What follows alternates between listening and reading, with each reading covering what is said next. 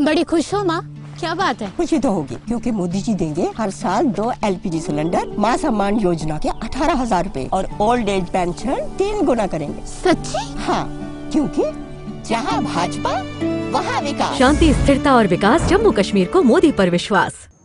चलिए इसी पर अधिक जानकारी लेंगे। हमारे साथ वसीम गत्तो जुड़ चुके हैं। वसीम, पहले भी ये देखा गया कि अवैध पार्किंग की बात डोडा से ही अस्पताल के अंदर से सामने आई थी, जिस तरीके से आपने पहले भी ये खबर बताई थी, और आज फिर पार्किंग को लेकर ये बात सामने आ रही है। आखिरकार क्या रीजन है जो इस ट्रैफिक की बदतर हालत जो वहां पर है उस पर सुधार नहीं हो रहा है? देखिए रूपाली, मैं आपको बताना चाहूंगा, जहां पे सिस्टम की लापरवाही आप देखेंगे, फेलियर जहां पे सिस्टम में होगा तो ये तस्वीरें जरूर सामने निकल के आती हैं। ये आप देख रहे हैं कि रेगुलर बेसिस पे इस तरह की तस्वीरें, इस तरह के हालात जिला डोडा के अंदर देखे जा रहे हैं। ये कल की तस्वीरें हम आपको दिखा रहे हैं। ये डोडा का जो ओल्ड बस स्टैंड है उसके साथ में जो पुराना हॉस्पिटल हुआ करता था उसके बिल्कुल फ्रंट पे एक पुलिस चौकी भी है, और पुलिस चौकी के सामने इस तरह की तस्वीरें देखने को मिलती है। मकामी लोग सवाल भी उठा रहे हैं, और जो लोग गरीब तबके के लोग वहां पे बिजनेस करते हैं, आप देख रहे हैं कि टेम्परेरी तौर पे उन लोगों ने वहां पे फड़ियां लगाई हैं।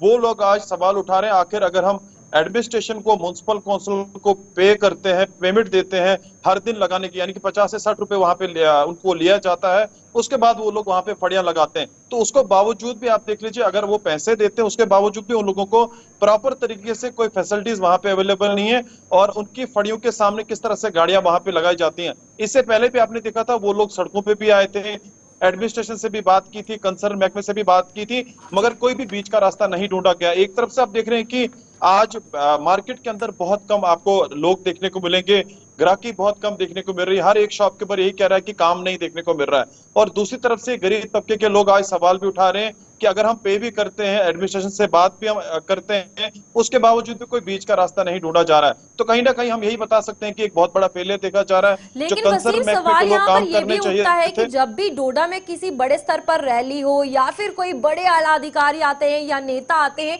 तो उस वक्त जो है पूरी जो वहां पर हालत है वो ठीक कर दी जाती है, पार्किंग जो है वो नहीं देखने को मिलती, उसके बाद फिर ट्रैफिक पुलिस की ये तस्वीर सामने आती है। इसमें जो आम लोग हैं वहां पर क्या उनकी तरफ से आगे रखा गया प्रशासन की ओर, और आखिरकार ट्रैफिक पुलिस भी इस पे सतर्क क्यों नहीं हो रही? क्योंकि चलानी कार्रवाई जब करनी हो तब वे सामने आते हैं, लेकिन उसके बावजूद फिर देखने को मिलता है कि अगले दिन सेम वही तस्वीर सामने आती है। बिल्कुल, देखिए, फोटो सेशन के लिए एडमिनिस्ट्रेशन के लोग या उनके जो कंसर्न महकमे के लोग कहीं किसी हद तक भी जा सकते हैं, कुछ भी कर सकते हैं। आप देख लीजिए, जिस तरह से आपने कहा कि रैली जब हुई पिछले दिनों, बिल्कुल शहर को सजाया गया, 3 दिन पहले से ही शहर को खूबसूरत किया गया, मगर आज की अगर आप कंडीशन देखेंगे, कल की तस्वीरें, और कल की तस्वीरें आप देख लीजिए कि हालात अब कहां से कहां तक पहुंच गए। और जो कंसर्न महकमे लोग हैं, जिसमें ARTO ऑफिस है, ट्रैफिक विभाग है, या बाकी सारे महकमों के लोग हैं, ऐसा लगता है शहर में लोग ऐसे सवाल उठा रहे हैं जैसा लगता है कि उन लोगों ने काम करने से सिलेंडर कर दिया है। तो ये एडमिनिस्ट्रेशन को थोड़ा सा देखना चाहिए, और LG एडमिनिस्ट्रेशन इस पे ध्यान देने की उनको काफी ज्यादा जरूरत है। जो भी इस तरह की लापरवाही डिपार्टमेंट करता है उन पे नकेल कसने की काफी ज्यादा जरूरत है। मुझे लगता है इस खबर के बाद कोई बड़ा संगीन तरीके से इन लोगों पे कानूनी कार्रवाई करनी चाहिए, और साथ साथ में पूछना चाहिए, अगर इस तरह की जिला डोडा से तस्वीरें सामने निकल के आती है बार बार, लोग अगर परेशान हो रहे हैं। जी बिल्कुल वसीम, इसी के साथ आखिरी सवाल रहेगा कि सरकारी कामों को लेकर अगर बात की जाए तो डोडा से अब आए दिन ये खबरें सामने आ रही हैं, कभी पार्किंग को लेकर होती है, कभी हॉस्पिटल्स के अंदर से दीवार तोड़ने को लेकर होती है, कभी झूठी तस्वीर सिर्फ रैलियों के माध्यम से जब वहां पर जो तस्वीर है वो ठीक की जाती है, चाहे शहर की हो या फिर स्टेडियम की हो। तो क्या कुछ लगता है इस पर अब बार बार जो असर है वो क्यों नहीं हो रहा? क्योंकि बार बार ये खबरें डेली अब डोडा से सामने आ रही है, और इसमें जब प्रशासन की बात आती है, क्या किसी से आपकी बातचीत हुई और उनका क्या कुछ कहना है? क्योंकि अगर DC डोडा की भी बात की जाए तो वो जायजा लेते रहते हैं, लेकिन फिर भी काम नहीं हो पा रहा। देखिए, खाली DC डोडा इस चीज को मॉनिटर नहीं कर रहे होंगे, क्योंकि मुझे लगता है कि जितना काम उनको है, उनका काम काफी ज्यादा रहता है, पूरा डिस्ट्रिक्ट चलाना है। उसके साथ आप देख सकते हैं कि कई सारे डिपार्टमेंट, जैसे म्युनिसिपल काउंसिल है, ARTO है, ट्रैफिक विभाग है, या बाकी सारे डिपार्टमेंट के लोग हैं, वो जमीनी सतह पे, आपको मैंने पहले ही बताया कि फोटो सेशन के लिए वो बहुत तैयार होते हैं। उसके बाद वो शहर के अंदर, अब इस खबर के बाद मुझे लगता है कि वो मार्केट के अंदर घूमेंगे, फोटो सेशन करेंगे, उसके बाद डिप्टी कमिश्नर साहब को भेज देंगे, हमने शहर के अंदर विजिट किया और सिस्टम सारा ठीक हो गया।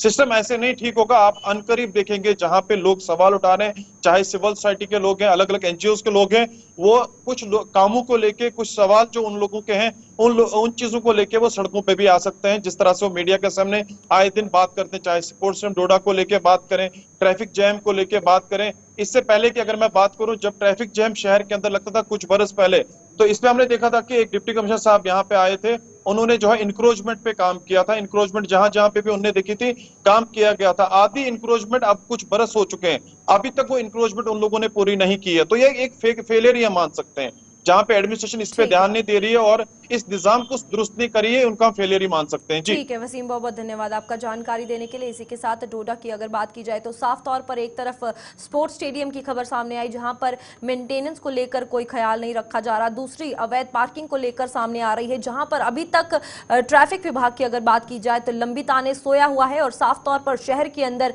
जो ये ट्रैफिक जाम लगता है उसके कारण दुकानदारों की बात की जाए और आम लोगों की अगर बात की जाए तो हर किसी को आए दिन परेशानी का सामना करना पड़ रहा है। इसी के साथ अगली खबर की ओर बढ़ते हैं। जम्मू के ग्रामीण हलकों में आलू की खेती कर रहे किसानों को उनकी मेहनत का फल नहीं मिल पा रहा है।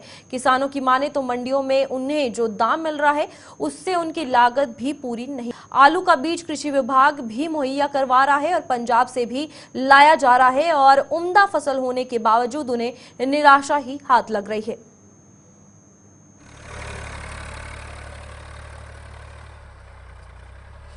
ਤੇ ਇਹ ਆਲੂ 5-6 ਕਿੱਲੇ ਕੋਈ 100 ਕਿੱਲਾ ਆਲੂ ਇੱਥੇ ਲੱਗਦਾ ਸਰ। ਤੇ ਆਲੂ ਦੀ ਫਸਲ ਤੇ ਬਹੁਤ ਵਧੀਆ ਹੁੰਦੀ ਹੈ। ਇਸ ਟਾਈਮ ਤੇ ਬੜਾ ਰੇਟ ਅਪ ਹੈ। ਜਦੋਂ ਸਾਡਾ ਆਲੂ ਹੁੰਦਾ ਉਦੋਂ 500 ਰੁਪਏ ਕਿਲੋ ਵਿਕਦਾ। ਹੁਣ ਅਸੀਂ ਵੀ ਇਹ ਪੰਜਾਬ ਦੇ ਵਿੱਚੋਂ ਲੈ ਕੇ ਆਏ ਆ, ਕੋਈ 200 ਤੌੜਾ ਗੱਡੀ, ਇੱਕ ਗੱਡੀ ਵੀ ਮੰਗਵਾਇਆ ਤੇ ਲਾਇਆ। ਸਾਰੇ ਜ਼ਿਮੀਂਦਾਰ ਨਾਲ ਕੋਈ 2 ਕਵਾਂ ਕੋਈ 3 ਕਵਾਂ ਸਾਰਾ ਜ਼ਿਮੀਂਦਾਰ ਆਲੂ ਲਾਉਂਦੇ ਨੇ ਤੇ ਵਧੀਆ ਇੱਥੇ ਫਸਲ ਹੁੰਦੀ, ਚੰਗੀ ਪ੍ਰੋਟੈਕਸ਼ਨ ਕਰਦੇ ਨੇ। ਪਰ ਹੁਣ ਜਦੋਂ ਅਸੀਂ ਬੀਜ ਲੈਣ ਜਾਂਦੇ ਹਾਂ ਬੀਜ ਮਹਿੰਗਾ ਹੁੰਦਾ, ਸਾਨੂੰ ਦਿੰਦੇ ਨੇ ਐਗਰੀਕਲਚਰ ਵਾਲੇ ਬੀਜ। ਸਾਡੇ ਰੀਨ ਸਾਹਿਬ ਜਿਹੜੇ ਡਾਇਰੈਕਟਰ ਨੇ ਇਸ ਟਾਈਮ ਐਗਰੀਕਲਚਰ ਦੇ ਬਹੁਤ ਅੱਛੇ ਬੰਦੇ ਨੇ ਤੇ ਅੱਗੇ जितना भी महकमा SDO आरसपुरा सारे जो पोटैटो वाले ना बहुत अच्छा, उनसे भी हम बीज सारा लेते हैं, आधा भी उनसे भी उठाया बीज उनका भी बढ़िया है। पर पंजाब से भी हमने लाया, सारे खेत हमने लगा दिए इस बार। पर रेट जिस टाइम हमारा आलू तैयार हो जाता है ना रेट नहीं मिलता हमारे को। बाज ये बनती 4-5 रुपये किलो हो जाता है, हमारा खर्चा नहीं निकलता। हम गवर्नमेंट से यही कहते हैं कि इसका MSP रेट फिक्स होना चाहिए ताकि 10 रुपये भी बिक जाए तो हमारे जो जिम्मेदारों के घर सभी के चलें। में कोई 5-6 हज़ार रुपये के कनाल का आता है, तकरीबन 1 किले का 50,000 रुपये खर्चा आता है। गाड़ी इस तरह के सवेरे को लिए शाम तक जिम्मेदार बेचारा मजदूर सारे ने जिन्ने भी है ना सारी दिहाड़ी लगे रहते बाहर ही। जिम्मो के असी आलू बी लैन जाने तो पंजाब विच लैने तो महंगा बिकदा तो जम्मू भी खैर मिलता ही है। तो जिम्मो के असी बेचन जाने 4-5 किलो सारा किलो आलू मिलता तो इसका कोई गौरमेंट जी रेट जरा होना चाहिए। और बोलो बाकी डिपार्टमेंट वाला कोई आंदा इत्थे? हाँ डिपार्टमेंट वाले आते हैं, देखते हैं, सुनते हैं, फसला काम करते हो आज इस तरह करो, इस तरह करो, थोड़ी फसल जी ज़्यादा निकलेगी। तो इस तो ज़्यादा और की कहना चाहते 4-5 किलो सारा इतने मिलता जिम्मो कि असी फसल पुट रहे हैं। इस टाइम ना जो महंगा है असी पंजाब जाके लियाने तो वह की फायदा है, सानू नुकसान ही नुकसान है। जिम्मेदार सवेरे को लिए शाम तक बेचारा फाह ही लगा रहता है, जम्मू विचों भी मिले करता भी।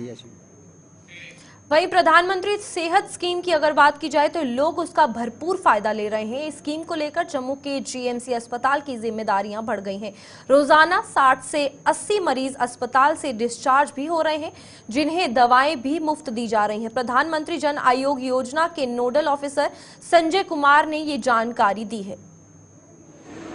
PMJAY सेहत में एडमिशन में किसी किस्म की कमी तो नहीं आई। रादर जब हम कंपैरिजन करते हैं स्टैटिस्टिक्स का तो पिछले साल से पेशेंट के इनफ्लो में, एडमिशन में और सर्जरीज़ में बढ़ोतरी ही हुई है, किसी किस्म की कमी नहीं आई है। दैट मीन्स कि PMJAY सेहत की स्कीम का काम JMC जम्मू में बढ़ ही गया है। और GMC जम्मू में मैं बताऊं ये कि जो भी पैकेज इसके अंडर आ जाते हैं वो सारे पैकेजेस उपलब्ध है और पूरी तरह से फंक्शनल है। पेशेंट्स को सर्जरीज़ भी होती है, इम्प्लांट्स भी लग रहे हैं, बाकी sutures, consumables and even drugs वगैरह भी सारे यहीं से मुहैया होते हैं। जितने भी हमारे पेशेंट्स डिस्चार्ज होते हैं दिन में तकरीबन 60 से लेकर 80 तक हो जाते हैं, तो उनको हमने रोप इन किया है हमारी अपनी हॉस्पिटल की डिस्पेंसरी और जन औषधि के थ्रू। तो जो भी पेशेंट डिस्चार्ज भी होता है तो उसको भी बाकायदा पूरी डिस्चार्ज वाली मेडिसिन जितनी हमारी डिस्पेंसरी में होती है वो दी जाती है, और जो रह जाती है वो पास के जन औषधि स्टोर से दिलाई जाती है, और उसका बिल भी हम डिस्पेंसरी के थ्रू ही PMJAY सेहत में भर देते हैं। तो पेशेंट को स्टार्ट से लेके फाइल बनने से लेके ही डिस्चार्ज की प्रक्रिया तक अभी भी GMC जम्मू में ये स्कीम में 100% फ्री और फ्री है। या कंजर्वेटिव ट्रीटमेंट हो या ऑपरेशंस हो, दोनों तरफ से बढ़ा ही है, कुछ कम नहीं हुआ है। GMC जम्मू में पेशेंट्स का इनफ्लो जो है वो ऑलरेडी काफ़ी बढ़ चुका है। आने वाले टाइम में कितना बेनिफिट मिलने वाला है गरीब लोगों को? इस स्कीम ये डिपेंड करता है कि अब ये स्कीम कैसे चलेगी, कितना चलेगी। जहाँ तक कि अभी तक हमें इंस्ट्रक्शंस ही हैं कि हमें ये स्कीम जो है 100% चलानी है, और हम इस वक्त भी चाहे वो इमरजेंसी में पेशेंट हो या। जम्मू कश्मीर के इस बुलेटिन में इतना ही। खबरों का सिलसिला जारी रहेगा, आप जुड़े रहिए गुलिस्तान न्यूज के साथ।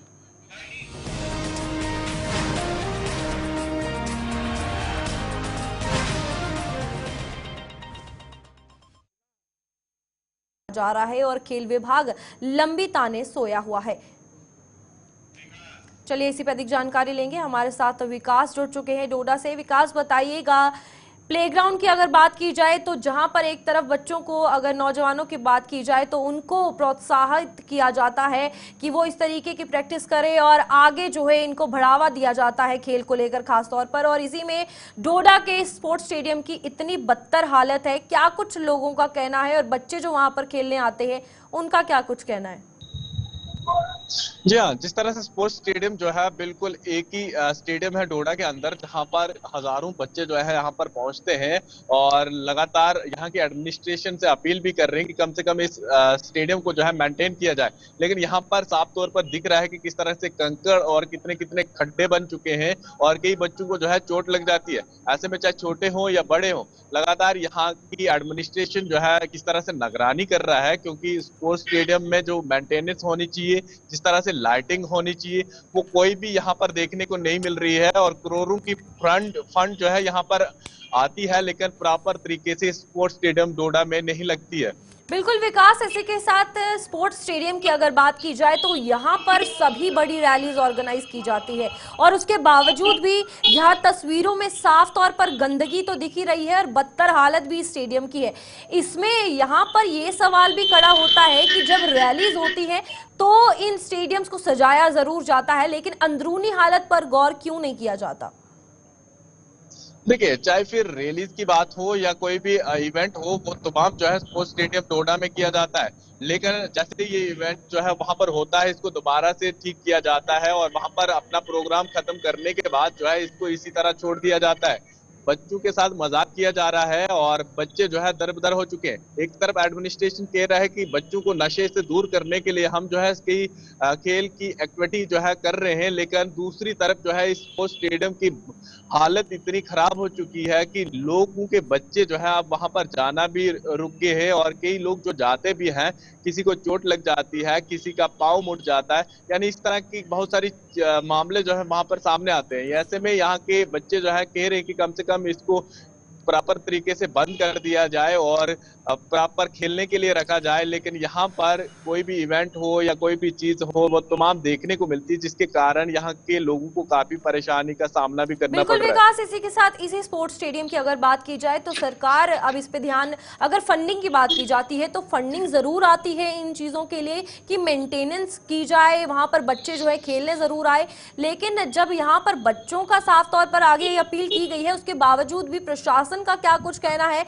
एडमिनिस्ट्रेशन के लोग क्या कभी वहां पर विजिट करने आए इसकी हालत को लेकर? देखिए, इस स्पोर्ट्स स्टेडियम की रखवाली कौन कर रहा है, क्योंकि वहां पर कई कर्मचारी जो है स्पोर्ट्स स्टेडियम के, और उनका ये कहना है कि बहुत सारा पैसा जो है इसके लिए आ रहा है, लेकिन यहाँ की एडमिनिस्ट्रेशन जो है इस तरह की परमिशन नहीं दे रही है। जैसे हम तैयारी करते हैं कि इसको बना दिया जाए, लेकिन कभी कोई इवेंट आ जाता है या इस तरह की कोई चीजें आती है। दूसरी तरफ स्पोर्ट्स यानी जो स्पोर्ट्स डिपार्टमेंट है डोडा के अंदर, उनकी भी अपनी मनमानी है, यानी उनका भी एक अपना दफ्तर है वहां पर, वो भी अपनी मनमानी से जो है इस चीज को चला रहे हैं, यानी दो परिवार एक पोडियम स्पोर्ट्स स्टेडियम को चला रहे हैं, जिसके कारण जो है इसकी कोई भी अगर पैसा इसके लिए सैंक्शन हो रहा है वो प्रॉपर तरीके से नहीं लगता है और कई पैसा वापस चला जाता है। आसपास कई गंदगी मिलेगी, साथ में जितनी भी यहाँ पर कोई भी रात के समय कोई भी लाइट वगैरह नहीं रखी गई है ताकि रात के समय भी बच्चे खेलें। लेकिन कई लोगों ने जो है अगर कोई अपना टूर्नामेंट शुरू करना पड़ता है तो वो अपना इंतजाम खुद ही करते हैं, यानी अपनी लाइटिंग लगाते हैं और उसके बाद टूर्नामेंट करवाते हैं यहाँ पे।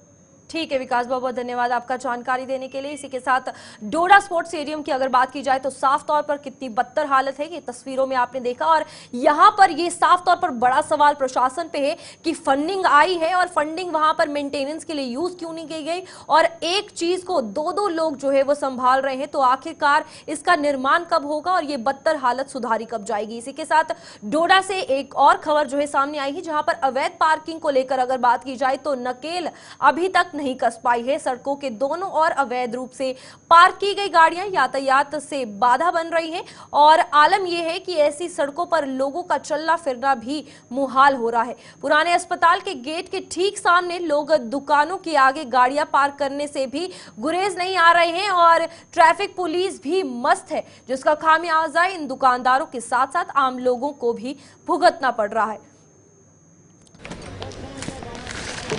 बड़े खुश लग रहे हो भाई, नौकरी लग गई क्या? अरे लगने वाली है। जम्मू के यूथ को मोदी जी देंगे अग्निवीर योजना में 20% का कोटा, और पंडित प्रेमनाथ डोगरा रोजगार योजना के तहत 5 लाख नौकरियां। हाँ, क्योंकि जहाँ भाजपा वहाँ विकास। शांति, स्थिरता और विकास, जम्मू कश्मीर को मोदी पर विश्वास।